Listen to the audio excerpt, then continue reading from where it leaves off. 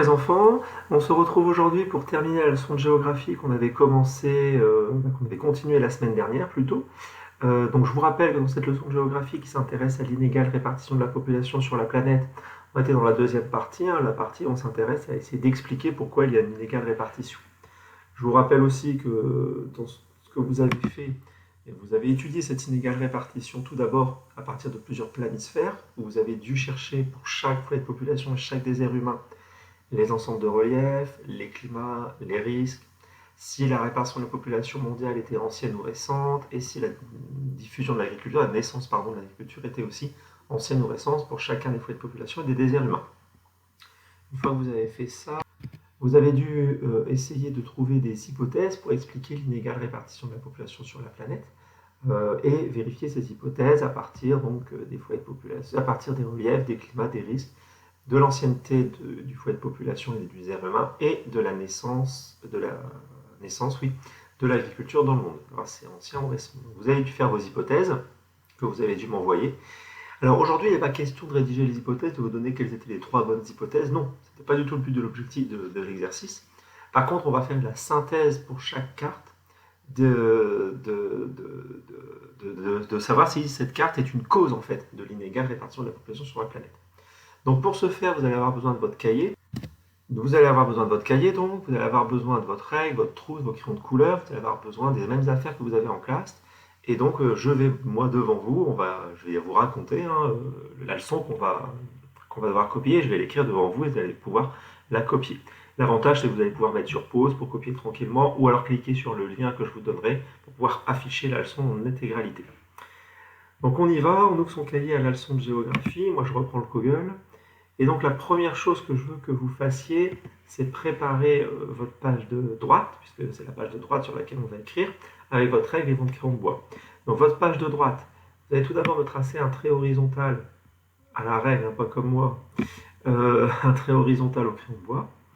Ce trait horizontal doit être à peu près au milieu de votre page de droite, puis sur la partie du bas, à peu près, vous comptez 1, 2, 3, allez, on va dire 6 carreaux.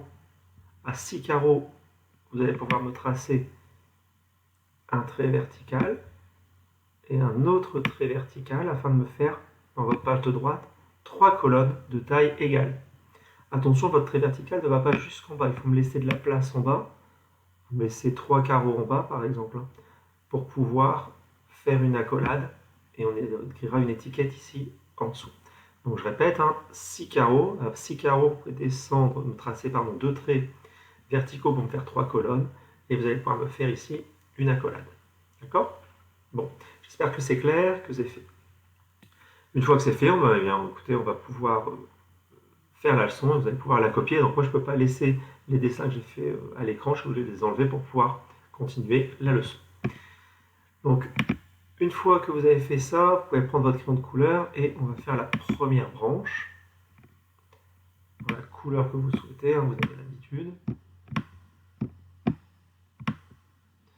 Donc attention, cette première branche, en fait, elle doit être pile sur votre trait que vous avez dessiné au crayon de bois à l'horizontale. D'accord, c'est important. Et cette première branche, elle va être assez courte, c'est une phrase qui doit être sur toute la longueur de votre cahier. Donc on y va, cette phrase c'est la suivante, on va s'intéresser aux raisons, les raisons, toutes les raisons, je peux faire les causes, de l'inégale répartition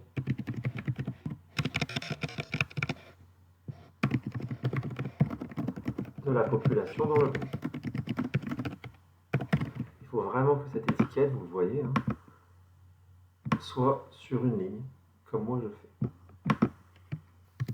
Donc vraiment sur une ligne, vous voyez, pas une case, plutôt une ligne que vous pouvez entourer et que vous pourrez colorier à la fin. Donc on y va, une fois qu'on a fait ça, on va pouvoir faire une branche qui va aller vers le bas. Alors pareil, cette branche doit être très courte, de toute façon vous n'avez laissé que 6 carreaux, donc là elle doit faire 3 carreaux. Et cette branche, vous allez faire un rectangle, un cadre, qui peut faire, disons, 6 carreaux sur 3. Et le cadre, vous allez le laisser vide pour l'instant. Moi, je fais des points d'interrogation pour vous montrer qu'il faut le laisser vide. Et une fois que vous avez fait ce cadre vide, vous allez pouvoir faire 3 branches et chaque branche va être mise au-dessus d'une des 3 colonnes que vous avez fait en dessous. Je vous rappelle, vous avez fait vos 3 colonnes. Si je vous remonte, vous avez fait ici vos 3 colonnes. Et en fait, dans chaque colonne, on aura ici une étiquette qu'on pourra encadrer une fois que ce sera fait.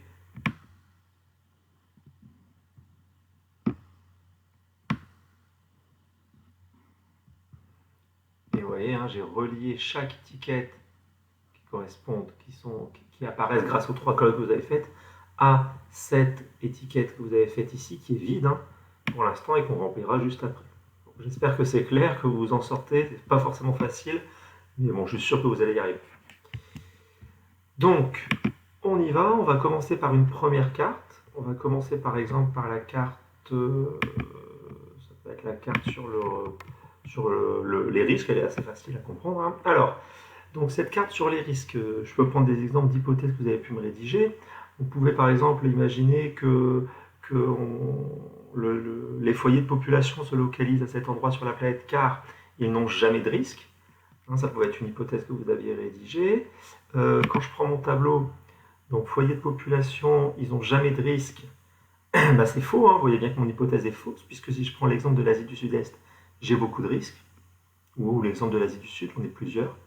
On aurait pu rédiger une autre hypothèse sur les déserts humains. Peut-être on aurait pu imaginer que les déserts humains se localisent à cet endroit car ils ont beaucoup de risques, ce qui expliquerait que les gens n'y aillent pas.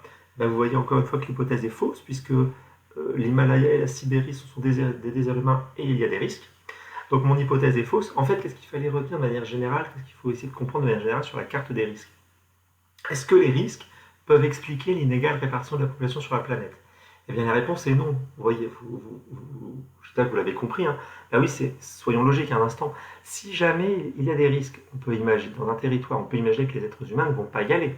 Puisque un risque, par définition, ça entraîne des destructions et potentiellement des morts. Donc, normalement, là où il y a des foyers de population, là où il y a beaucoup d'habitants, on n'aurait pas de risque. Si je prends mes foyers de population, qu'est-ce que j'observe?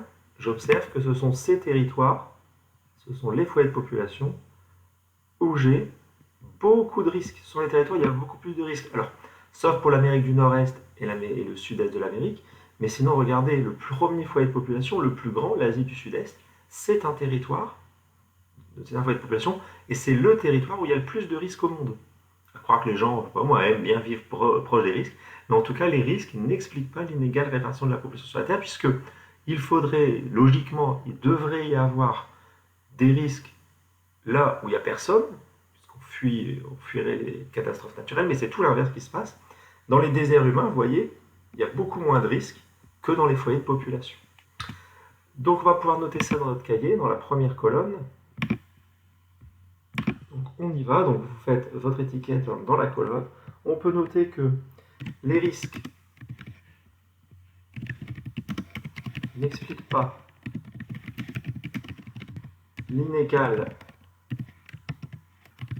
répartition de la population sur la planète, car on trouve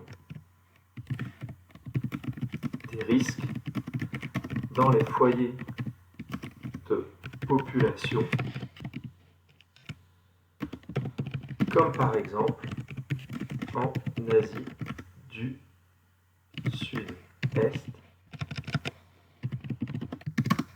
et dans les déserts humains. Et dans les déserts humains,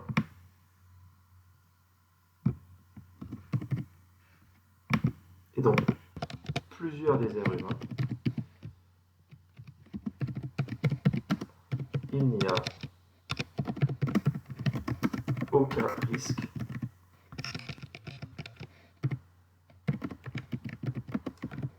comme en Amazonie, par exemple.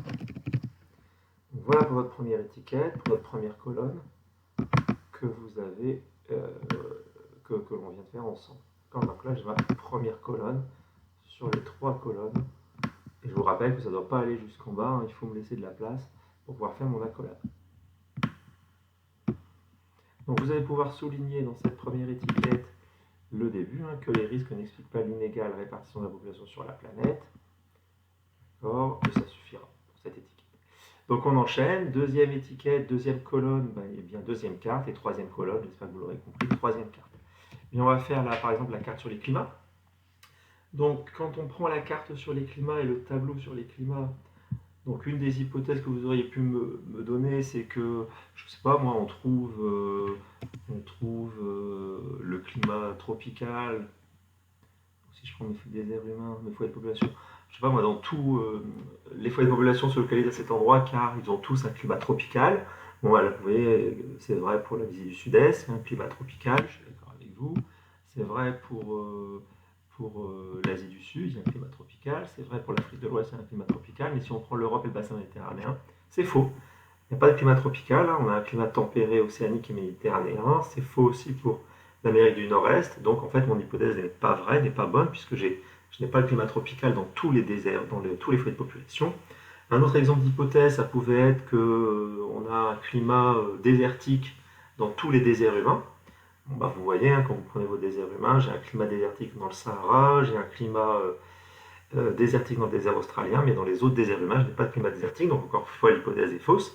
Bon, qu'est-ce qu'il faut essayer de trouver? Qu'est-ce qu'on peut tirer de manière globale de cette carte pour essayer est-ce qu'elle explique l'inégale répartition de la population sur la planète?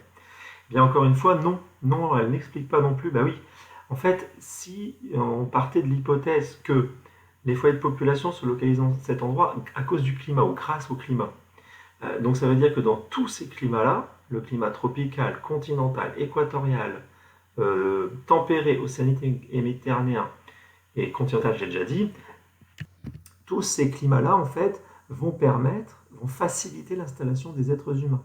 Eh bien, en fait, non, c'est pas le cas non plus, parce que regardez, le climat continental, par exemple, on va le retrouver dans le nord du Canada, et c'est un désert humain. Le climat tropical et équatorial qu'on va trouver dans le premier foyer de population, l'Asie du Sud-Est, on le retrouve aussi dans un désert humain, celui de l'Amazonie. D'accord?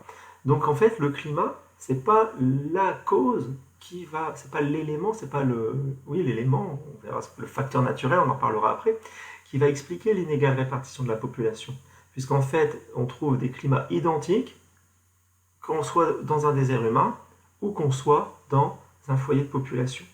Alors le climat, c'est pas là l'explication principale. Par contre, il faut quand même noter une chose importante sur le climat. C'est vrai que le climat, il va avoir quand même une influence. Il va faciliter celui-ci, hein, tout de même, ou rendre plus difficile l'installation des êtres humains. Avec un climat, vous voyez, si on prend des climats extrêmes comme le climat désertique ou le climat polaire, et effectivement s'installer dans ce climat, ça va rendre les choses plus difficiles, mais pas impossibles. D'accord? Donc on peut noter ça dans notre leçon de géographie. Si je reprends le cahier, hein, dans la deuxième colonne, on va pouvoir noter que les climats n'expliquent pas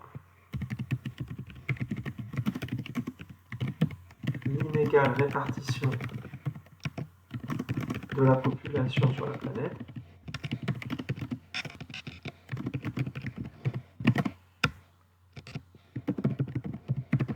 car on retrouve le climat tropical, par exemple, quand on retrouve le climat tropical, par exemple, aussi bien dans les déserts humains, c'est le cas pour l'Amazonie,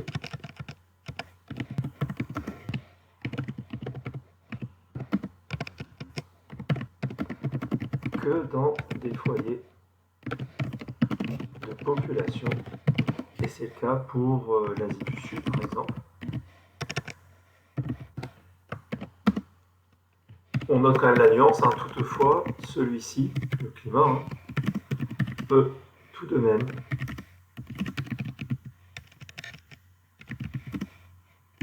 avoir une influence sur l'installation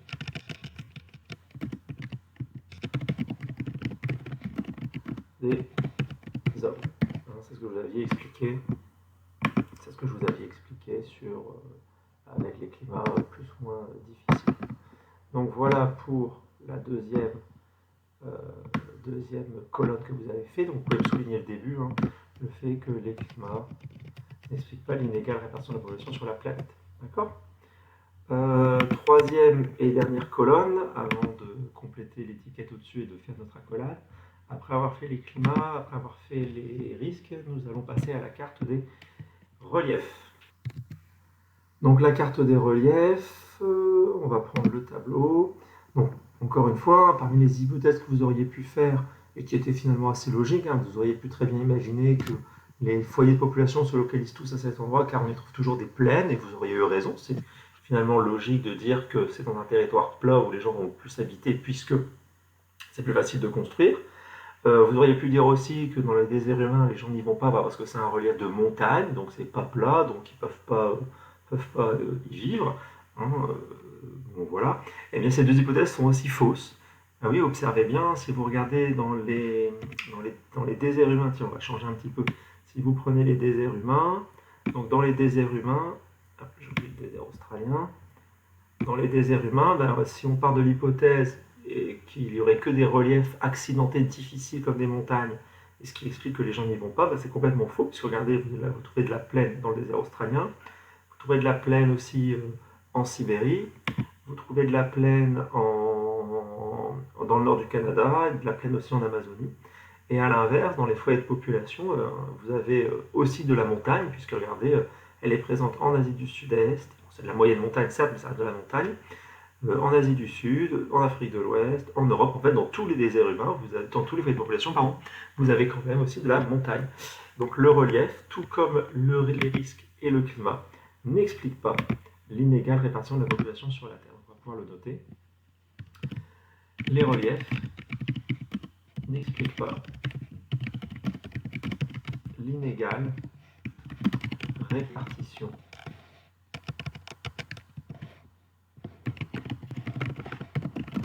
de la population sur la Terre.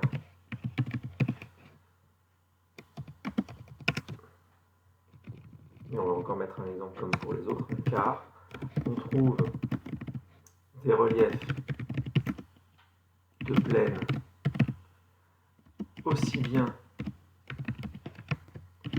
dans les déserts humains que dans les foyers de population.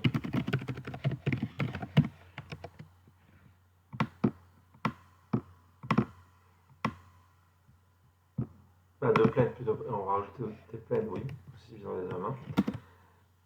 On trouve aussi des montagnes dans les foyers de population et dans les déserts humains, comme par exemple en Asie, en Sibérie, si je ne dis pas de bêtises, je vérifie.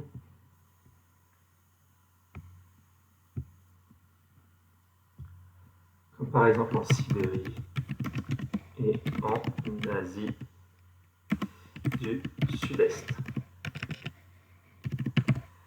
Donc voilà pour la troisième étiquette. Vous allez pouvoir donc, tout comme les autres, me souligner en rouge le début, le fait que les reliefs n'expliquent pas l'inégale répartition de la population sur la Terre.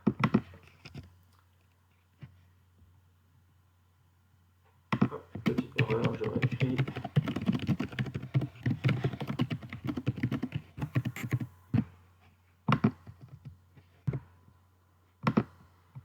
Donc voilà, nous avons donc fait nos trois colonnes, et donc si vous avez bien suivi et bien organisé votre leçon dans vos trois colonnes, vous m'avez normalement laissé de la place sur le bas pour pouvoir faire mon accolade. Alors, mais avant de faire cette accolade, il faut qu'on complète le petit rectangle qu'on a laissé juste au-dessus. Vous allez voir, il y a assez peu de choses à noter. Donc là, vous êtes d'accord qu'on a étudié et essayé de comprendre si les reliefs, les risques et les climats sont des éléments qui peuvent expliquer l'inégale répartition de la population dans le monde. En fait, vous avez compris que non, puisqu'on l'a noté à chaque fois au début de chacune de nos trois étiquettes. Alors en géographie, les risques, les climats et les reliefs, on donne un nom à ces trois phénomènes naturels. Justement, ce sont des phénomènes qui ne dépendent pas de l'être humain, c'est-à-dire, quand je dis qu'ils ne dépendent pas, qui existent, qu'il y ait l'homme ou pas. C'est-à-dire que des climats, l'homme peut avoir une influence sur les climats, vous le savez bien, avec le dérèglement climatique, mais les climats existent, qu'il y ait l'homme ou pas. Les reliefs, l'homme peut détruire des reliefs, éventuellement construire, mais ils existent que l'homme soit là ou pas. Et les risques, c'est pareil, les risques, l'homme peut aggraver des risques, d'accord, mais ils existent que l'homme soit là ou pas. Eh bien, ces trois éléments, c'est ce qu'on appelle en géographie les facteurs au sens de celui qui dépose du courrier, hein, les facteurs, les causes, les phénomènes, si vous voulez, plutôt les facteurs naturels, entre parenthèses, qui existent indépendamment de l'existence de l'homme. Donc voilà, vous pouvez donc souligner en rouge dans cette étiquette les facteurs naturels. Donc dernière chose à faire pour le bas de votre cahier, donc, vous allez pouvoir me tracer au crayon de couleur, dans la même couleur que ces différentes étiquettes. On va tracer donc cette accolade dans la même couleur. Donc, je suis désolé, moi c'est pas exactement la même couleur, mais vous ferez attention. Et donc en bas de cette accolade, on va pouvoir écrire 3 lignes pour pouvoir justement donc résumer ce qu'on peut dire des différents facteurs naturels. Moi je vais refaire une étiquette pour pouvoir vous montrer ce que ça va donner. Vous écrivez bien sur votre accolade. Moi je fais une étiquette tout en bas qui représente ici mon accolade. Donc on peut noter que les facteurs naturels n'expliquent pas l'inégale répartition de la population sur la planète. Les facteurs naturels n'expliquent pas l'inégale répartition de la population sur la planète. Et alors pourquoi ça n'explique pas en fait? Parce que l'homme, on l'avait vu en histoire cette notion, car l'homme en fait est capable de s'adapter. Alors l'homme s'adapte en fait aux difficultés du relief, du climat et des risques. Ce qu'on appelle en géographie s'adapter aux contraintes naturelles difficiles, comme par exemple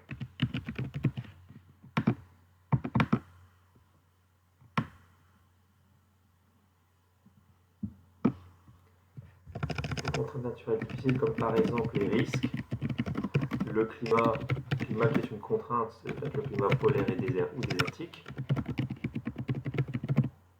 et la montagne. Donc voilà pour notre accolade, on a terminé la partie en bas de notre cahier, la partie basse de notre cahier. Plus rien à ajouter, j'espère que tout est rentré, donc vous pouvez me souligner le fait que les facteurs naturels n'expliquent pas l'inégale répartition de la population sur la planète. La première chose à souligner, c'est ça, car en fait l'homme est capable de s'adapter, et vous pouvez me souligner, s'adapter aux contraintes naturelles difficiles. Donc après avoir fait les facteurs naturels, on va terminer les différentes hypothèses. Il nous reste 2 cartes à étudier. Donc on va cette fois-ci prendre le haut du cahier et on va faire exactement la même présentation que celle qu'on a fait en bas, mais en plus petit, vous allez voir, vous allez comprendre. Donc vous allez toujours à partir de cette étiquette que vous avez faite ici, au milieu de votre page de droite, me faire une très courte branche. Ici on va faire un rectangle dans lequel on va rien écrire de la même taille que celui où on a noté les facteurs naturels. Et puis vous allez faire ensuite, cette fois-ci, une seule, pardon. Je vais l'effacer. Vous allez me faire une seule colonne, un seul trait, pardon, vertical pour que je puisse avoir 2 colonnes, une à gauche, une à droite. Et on fera 2 branches à partir de cette étiquette pour pouvoir ici noter 2 informations, une conclusion sur la carte de la naissance et la diffusion de la culture dans le monde depuis l'Antiquité, et une conclusion ici sur la répartition de la population mondiale depuis l'Antiquité. Et encore une fois, on fera une petite accolade, d'accord, pour pouvoir noter la synthèse. J'espère que tout ça est compris. Donc, on y va, on fait notre première étiquette. Ah oui, j'ai oublié de vous préciser, cette branche ici, là, vous la faites dans une autre couleur. Je le fais moi dans une autre couleur que celle qu'on a utilisée pour le bas. Voilà. Donc ici, on attend avant de le compléter comme pour l'autre. Hein. On va faire des points d'interrogation pour se dire que il faut attendre avant de noter quoi que ce soit. On le fera après. Et donc, une fois qu'on a fait cette étiquette, on peut en faire. On peut faire les deux branches tout de suite pour les deux étiquettes dans les deux colonnes qu'on va faire sur le côté. Donc on y va, on passe à la carte suivante, c'est-à-dire par exemple la carte de la naissance, de la répartition de la population mondiale depuis l'Antiquité. Alors qu'est-ce qu'on remarque lorsque l'on observe cette carte? Eh bien on remarque, avec notre tableau, ce sera peut-être plus facile, c'est la colonne ici, on remarque quoi? Eh bien on remarque que nous avons des foyers de population qui sont très anciens pour l'Asie du Sud-Est, pour l'Asie du Sud, pour l'Afrique de l'Ouest, pour l'Europe, mais pas pour l'Amérique du Nord-Est et pas pour l'Amérique du Sud-Est. Et on remarque que tous les déserts humains, du désert australien jusqu'à l'Amazonie, sont des déserts humains anciens. Donc en fait, on pourrait se dire que les foyers de population existent, du moins se localisent à cet endroit, car ce sont tous des foyers de population anciens. Sauf que, et vous aurez raison de me dire non, c'est pas vrai monsieur, puisque en Asie du Nord, en Amérique du Nord-Est et en Asie du Sud-Est, c'est pas le cas, les foyers de population sont récents. Alors je suis d'accord avec vous, c'est vrai, mais il faut essayer de comprendre pourquoi ils sont récents. En fait, vous savez peut-être que le continent américain a été découvert par les Européens qu'à la fin du XVe siècle, hein, vous avez déjà entendu parler de Christophe Colomb, vous en reparlerez l'année prochaine dans le 5e, et donc puisqu'ils ont été découverts que dans les années, qu'à la fin du XVe siècle, à partir de 1492, ils ont vraiment été habités qu'à partir de 1500, et donc puisque les Européens ne les ont jamais connus avant, ils n'ont pas pu les habiter depuis très longtemps finalement. Donc c'est logique que ce soit un foyer de population récent, pardon. Ça fait que 600 ans qu'ils ont été découverts. Donc en fait, vous voyez, hormis pour l'Amérique, parce que le continent américain, parce qu'on ne les a pas découverts, tous les autres foyers de population sont anciens. Ça signifie quoi? Ben, ça signifie que les habitants, les êtres humains, vivent dans ces territoires-là, dans ceux qui sont les foyers de population aujourd'hui, ils y vivent déjà depuis longtemps. C'est-à-dire qu'ils n'ont jamais changé de foyer de population. Ils ont toujours vécu dans les mêmes territoires sur la planète. Donc on va pouvoir noter ça dans notre cahier, dans la première des deux étiquettes. On peut noter que les foyers de population actuels, les foyers de population et les déserts humains actuels sont les mêmes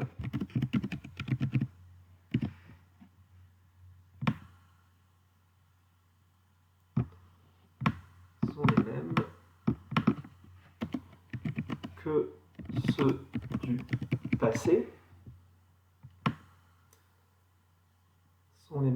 ceux du passé, ce qui signifie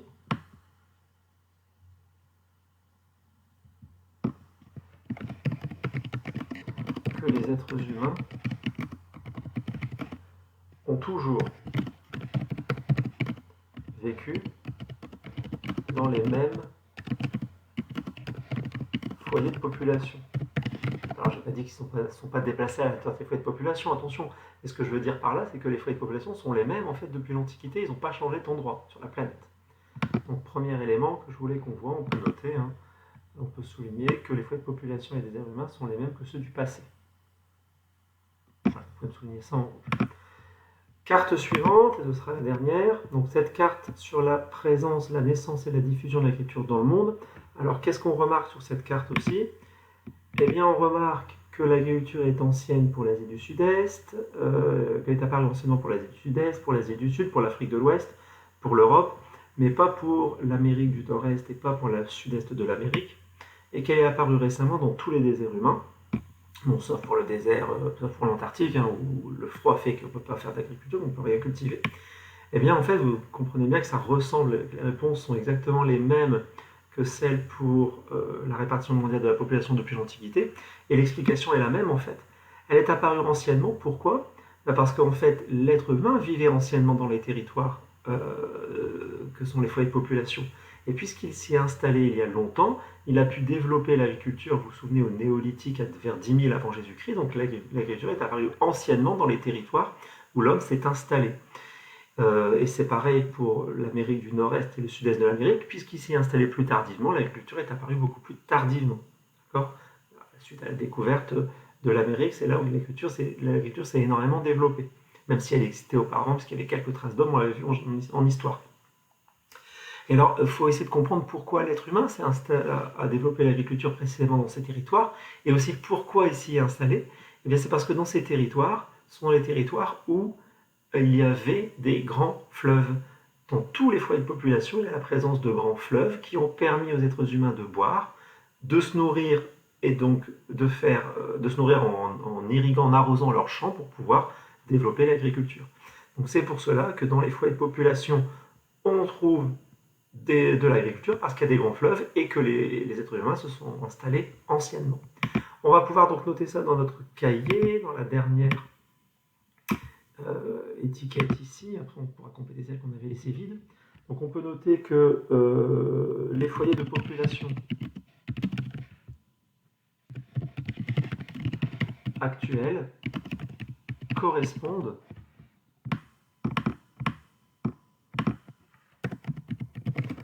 au territoire où l'agriculture est apparue anciennement, car des grands fleuves permettaient de faire cette agriculture.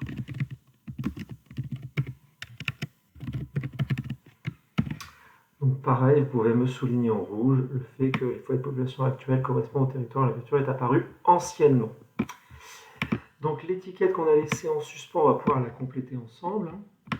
Cette étiquette, en fait, à la différence du relief, des risques et des climats, ce ne sont pas des facteurs naturels. L'agriculture et l'existence de foyers de population sont des facteurs qu'on va appeler humains, puisqu'ils dépendent des êtres humains. Donc là, on peut noter les facteurs humains, d'accord, qui dépendent en fait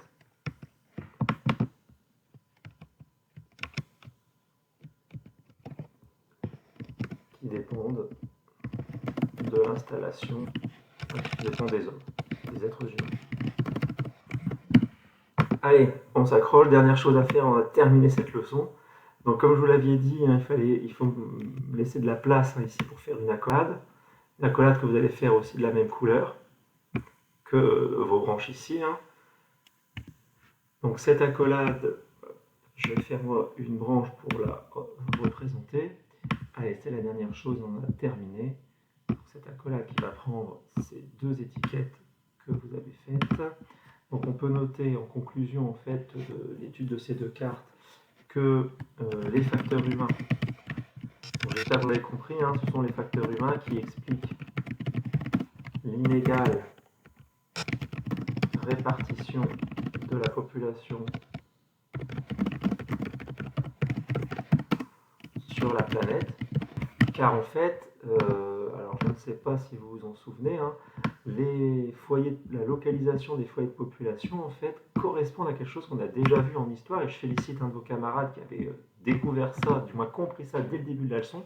Ça correspond à ce qu'on avait vu en histoire sur les foyers du néolithique. En fait, là où le néolithique est apparu, je ne sais pas si vous vous en souvenez, mais n'hésitez pas à reprendre votre cahier d'histoire. Là où le néolithique est apparu, c'est exactement les mêmes endroits, à peu de choses près, exactement les mêmes endroits où on trouve aujourd'hui des foyers de population. Ben oui, c'est logique en fait. Les foyers d'apparition du néolithique, c'est là où les êtres humains se sont rassemblés. Et ils se sont rassemblés à ces endroits-là parce qu'ils ont pu trouver un élément fondamental pour pouvoir faire de l'agriculture, l'eau, les fleuves dont je vous ai parlé tout à l'heure. Et donc en fait, ils ont choisi ces endroits-là parce qu'il était facile de produire son alimentation, chose essentielle à la vie avec l'eau. Et donc, puisque c'était facile, eh bien, les êtres humains ont commencé à se multiplier dans ces territoires et c'est devenu des foyers de population. Donc, je refélicite à nouveau l'élève qui avait déjà découvert ça dès le début de cette leçon. Donc, les facteurs qui expliquent l'inégale répartition de la population, les facteurs humains, pardon, j'ai oublié le terme humain, les facteurs humains expliquent l'inégale répartition de la population sur la planète, car ils correspondent, les hommes se sont installés anciennement dans les foyers de population,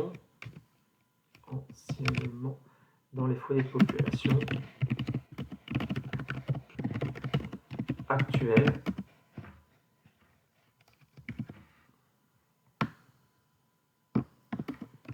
car ils ont pu y faire de l'agriculture. Dernière chose à noter, on a terminé. Les foyers de population actuels correspondent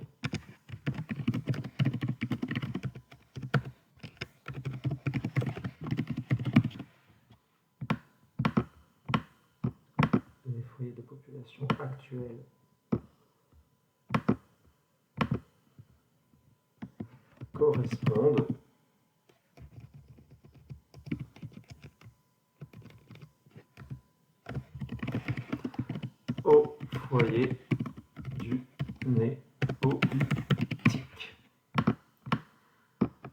Donc voilà ce que ça donne, cette accolade que vous avez pu noter au-dessus. Je dis bien, attention, faites bien des accolades comme je l'avais demandé.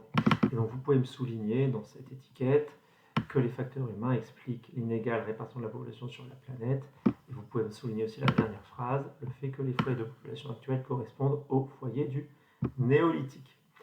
Donc vous allez pouvoir me colorier cette partie droite de votre leçon. Alors petite précision, cette partie droite de la leçon, vous allez me la colorier donc pour ces étiquettes ici d'une seule couleur, la couleur que vous aurez choisie pour les branches. Ici d'une seule couleur aussi, la couleur que vous aurez choisie pour vos branches. Et en fait, ici, la phrase de départ, les causes de l'inégale répartition de la population sur la planète, il faudrait la colorier des deux couleurs, la couleur que vous allez utiliser en haut et la couleur que vous allez utiliser en bas. Bien, j'espère que tout ça est compris. Je souhaiterais que vous m'envoyiez une photographie de votre leçon. Il n'y a pas de travail évalué à me rendre pour la fois prochaine. Par contre, envoyez-moi simplement la photographie de votre leçon pour montrer que vous avez travaillé et copié votre leçon. Voilà, je vous remercie, je vous souhaite bon courage et on se retrouve bientôt pour la prochaine leçon. On va passer en histoire la fois prochaine. Allez, bon courage, à bientôt, au revoir.